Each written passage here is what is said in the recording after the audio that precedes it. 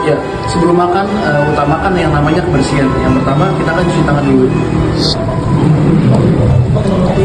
Kita cuci tangannya dari dalam tangan sampai punggung tangan juga, hingga menjaga kebersihan.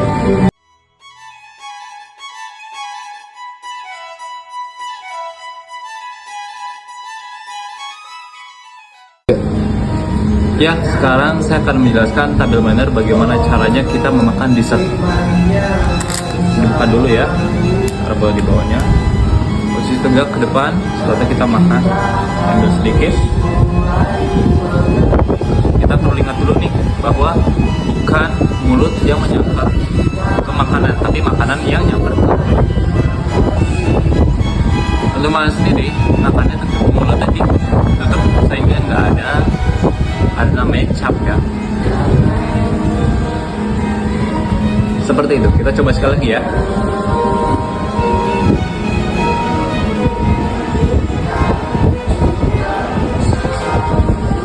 Sekian untuk table manner dari makan dessert atau makan penutup. Sekian. Halo, saya Muhammad Fadli Aymar. Saya di sini akan menjelaskan table manner bagaimana makan kentang. Guys.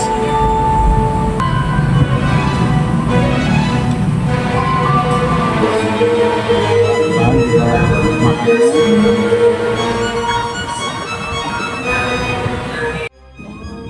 sekarang masuk ke kali ini menyajikan makanan pertama. Kita menggunakan pisau dan garpu.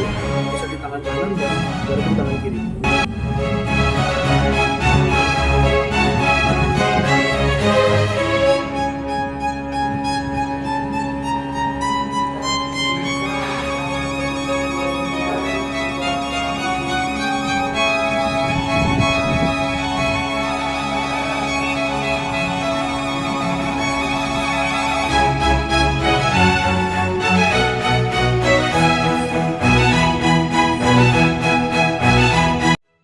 Halo, saya Tegar Juardani. Saya akan memberikan penjelasan secara mendasar tentang table manner. Jadi, kita perlu tahu dulu nih, ya sahabat, bahwa table manner itu adalah serangkaian aturan, norma, etika yang mengatur perilaku seseorang selama di meja makan.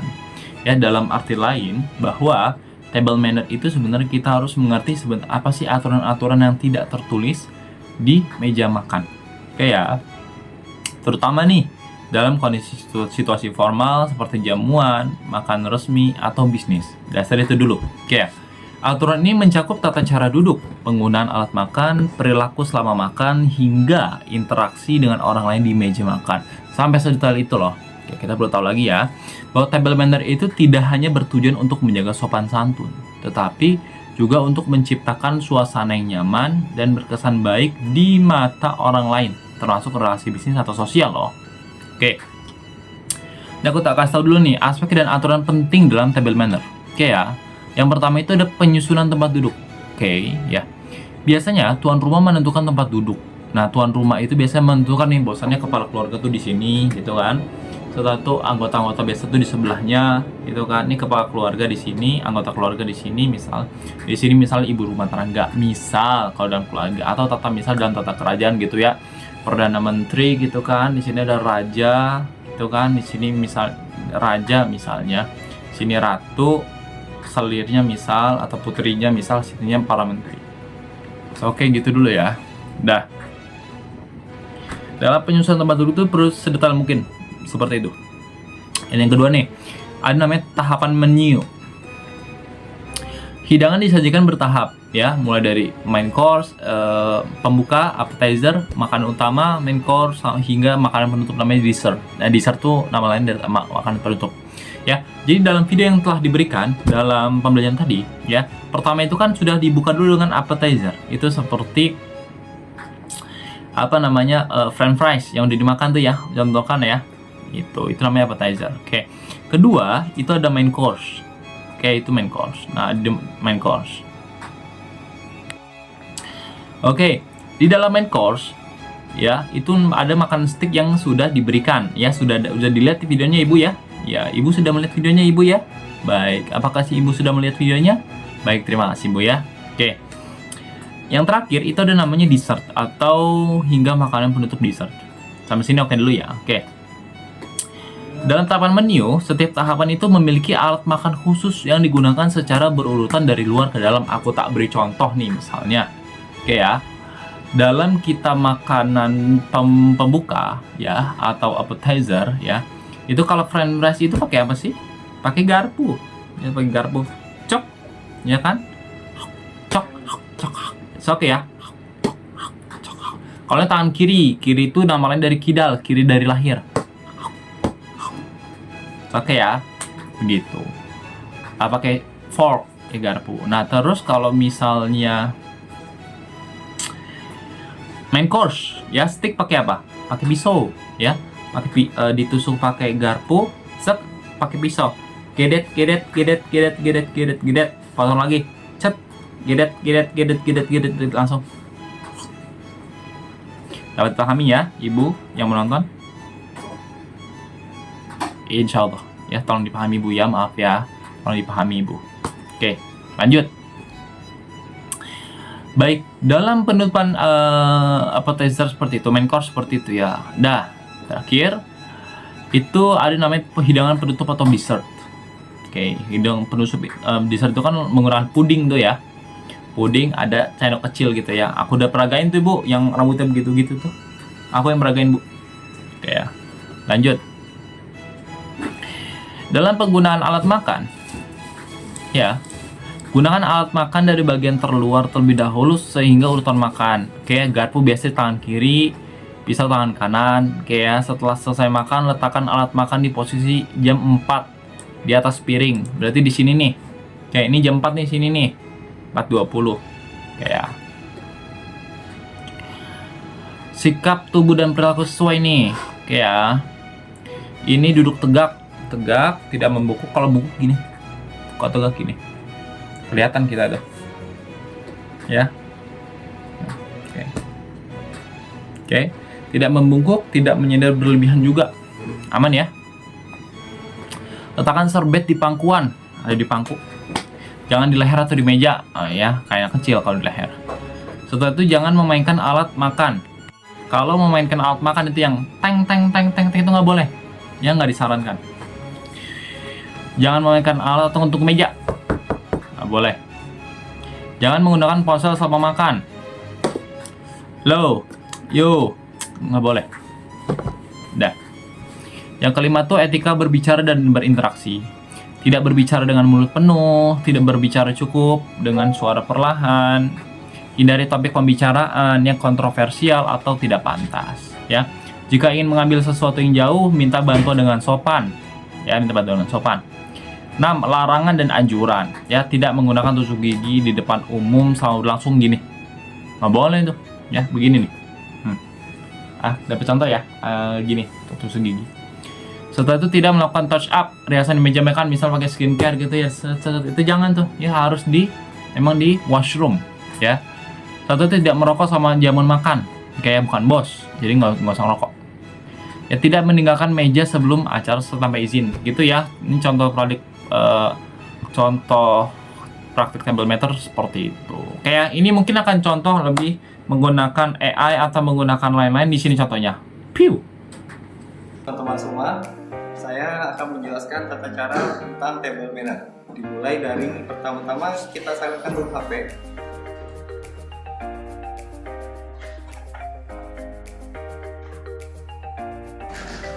Sebelum kita duduk, alangkah baiknya kita bertukar kartu nama dengan rekan satu meja makan.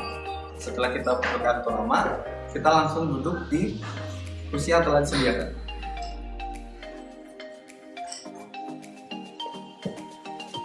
Kemudian, kita mengambil napkin dan menaruhnya di atas pangkuan kita.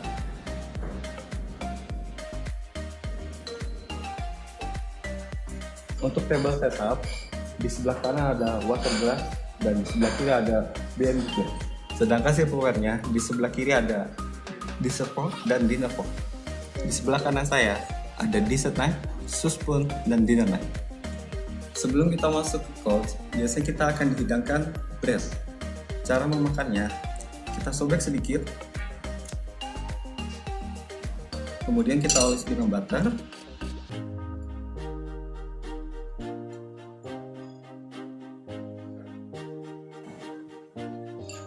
Dan kita makan dengan tangan telanjang. Untuk course yang pertama adalah appetizer. Dan alat makan yang digunakan adalah dessert fork dan dessert knife. Biasanya terletak di luar dari set papan ini. Dan cara menggunakannya adalah seperti ini. Untuk posisi istirahatnya adalah seperti ini, dengan meletakkan seperti ini.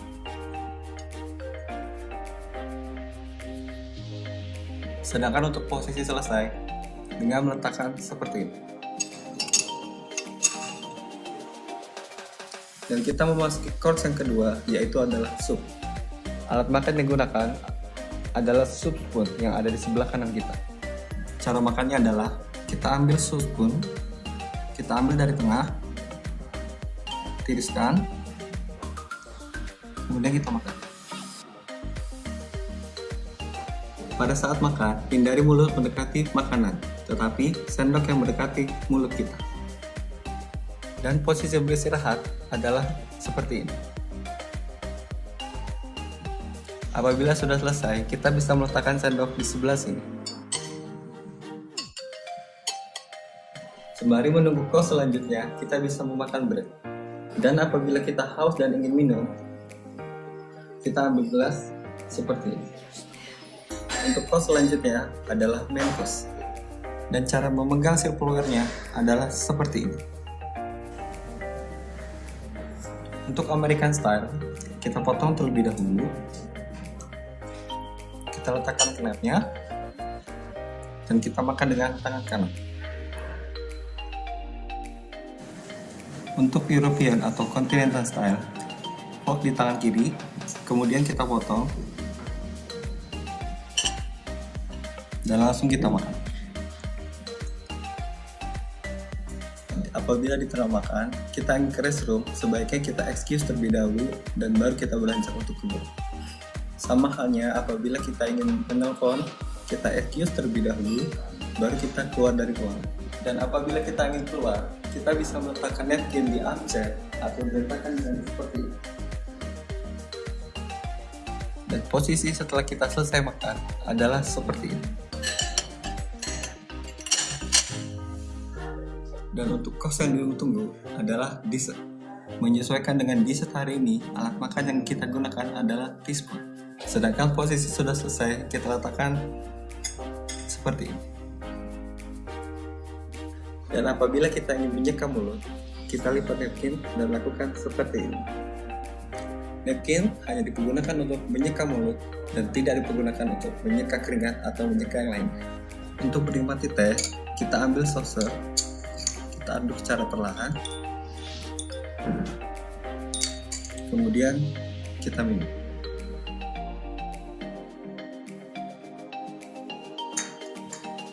Hey guys, I'm Kyle from The Distilled Man, and up next we're going to be talking about table manners and how to avoid embarrassing yourself when you dine out with other people.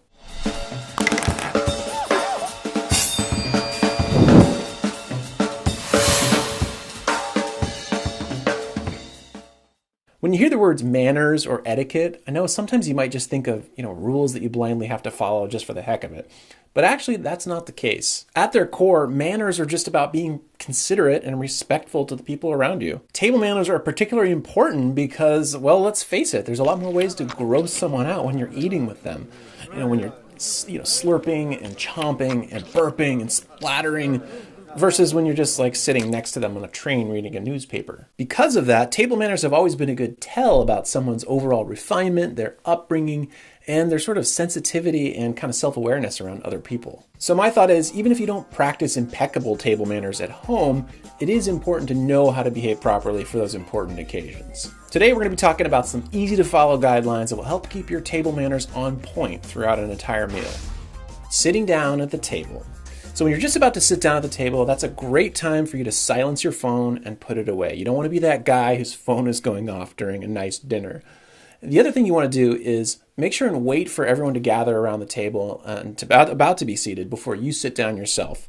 And you may want to take a cue from the host or hostess. The first thing you do when you sit down is generally put your napkin on your lap.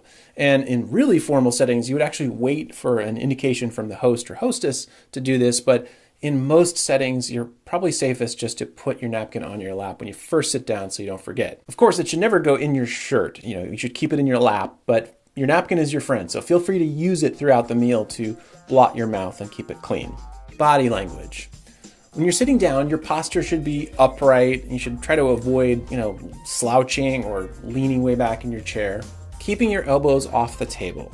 So this is kind of a misunderstood rule. Of course, it isn't acceptable to put your, elbows on the table while you're eating. And in general, you want to kind of keep your free hand on your lap while you're eating.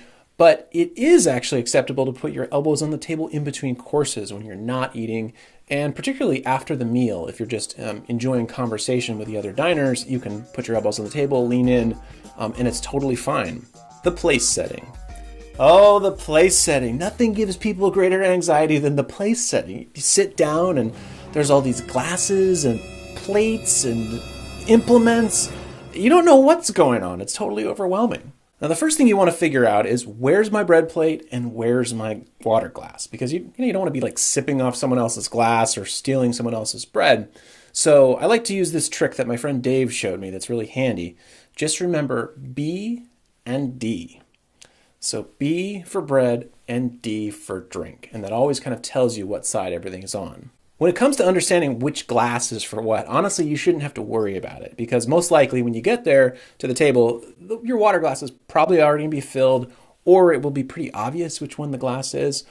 And if you do have multiple wine glasses, generally that means you're probably going to be in a place that has servers or sommelier, and then the server or sommelier is going to be the one who's going to fill up your glass anyway, so you don't need to really think about it. When it comes to silverware, there's something you got to understand. First of all, if the person who laid it out actually knows what they're doing, then each utensil should relate to the order that the dishes are being presented in. Anything that's served on a flat plate should be eaten with the fork, and anything that's served in a bowl should be eaten with the spoon. The only thing you really need to remember is that you start with the utensils closest to you and work from your outside in. Those utensils on the top, above your plate, are for dessert. Don't worry about them for now. On your left side, you're probably going to have some forks. On your right side, you're probably going to have some knives, a spoon or two, and then maybe a funny miniature fork-looking thing that's a seafood fork, essentially. Starting the meal. So as much as you might want to just tear into your food because you're hungry when it first arrives in front of you, you've got to wait until everyone else is served. And in really formal dinners, you would actually wait to get a cue from the host or hostess, but usually you're safe if everyone is served. In the Western world, there are sort of two acceptable ways to hold your fork and knife. There's the American style and the continental style. With the American style, you hold your fork in your dominant hand, kind of like a pencil, and then when it comes time to cut something, you switch hands, and that's why this is sometimes called the zigzag style also. And you use your dominant hand to cut with the knife. Cut a single bite of food and then switch the fork back to your dominant hand to take a bite. And while you're doing that, if you want to set the knife down, you can place it at the top of your plate with the blade facing down towards you. With the continental style, you keep your fork in your non-dominant hand and then you still cut with your dominant hand, but you don't switch them.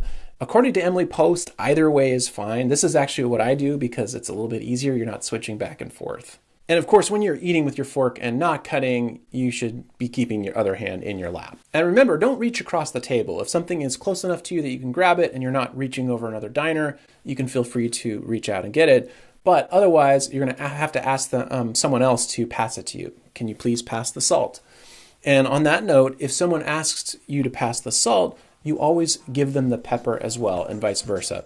Finger foods. Yes, believe it or not, it is okay actually to eat certain foods with your fingers, even at a formal dinner. And, obvious finger foods like corn on the cob, chicken wings, or ribs, or pizza, or tacos, you can eat with your fingers, but you have to use your judgment. If it does look like it's going to be really messy, maybe try to use a fork if you can. Chewing and talking. You probably already know that you're not supposed to talk with your mouth full of food. And of course you want to avoid making loud smacking noises or chewing with your mouth open so you bother other diners. And the easiest thing to do is really just to take smaller, manageable bites, especially knowing that you're probably going to be in conversation throughout the meal. Now, if you need to get something out of your mouth while you're eating, you can use your fingers as long as you're discreet. Just try to cover your mouth with your hand or a napkin so other diners don't see, and then just quickly put it on the edge of your plate. Taking a drink. So while it's not completely a no-no to take a drink with food in your mouth, it's best to probably not make it obvious. Also, you may want to wipe your mouth if you've been eating before you take a drink off your glass. Otherwise, your glass can look like a crime scene. Eating foods you don't like. Okay, so what if you're at someone's house for dinner and they serve something you don't like? Well, the polite thing to do is actually to serve yourself 1 or 2 bites and just try it, and just hope that they're not too insistent about you loading up with seconds. Excusing yourself from the table. If you need to get up and go to the bathroom during the meal or, go away from the table for any other reason, you don't need to ask for permission, and you certainly don't need to tell everybody why you're going. Man, I've been drinking espresso all day and I need to pee like a racehorse.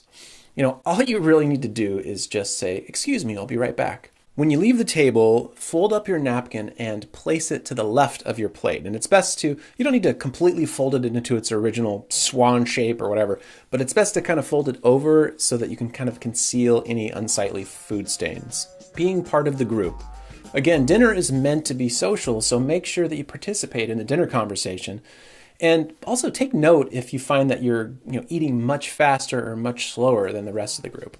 Checking your phone at the table. Hopefully this goes without saying, but checking your phone at the table or using it is just very, very disrespectful to the other diners. So if for some reason you do get an urgent text or call that you have to attend to right then you've got to quietly excuse yourself from the table and take care of that without bothering the other diners. Ending the meal. Throughout the meal, if you're just sort of pausing or taking a break from eating, you can put your fork and knife like this to show that you're not finished yet. And most servers will sort of universally recognize that. If you are actually finished with your food, what you do is you place your fork and your knife at an angle, sort of like a 10 and 4, with the handles facing at 4 and the tips facing at 10, if you think of a clock face. And then what you'll do is you'll place your napkin to the left of your plate, or if it's been cleared already, you can just place your napkin where your plate was. Not everyone is going to be offended if you don't follow these guidelines, but the way I see it is that once you learn basic table manners, you see that they're so easy to keep up that just why not do them, especially when a lot of diners will appreciate that you're being conscientious enough to have good table manners. All right, guys, hope you found that helpful. If you have any questions about dining etiquette, or if you have some tips you want to share of your own, leave a note in the comments below. I always love hearing from you guys. And thanks again for watching, and I'll see you soon.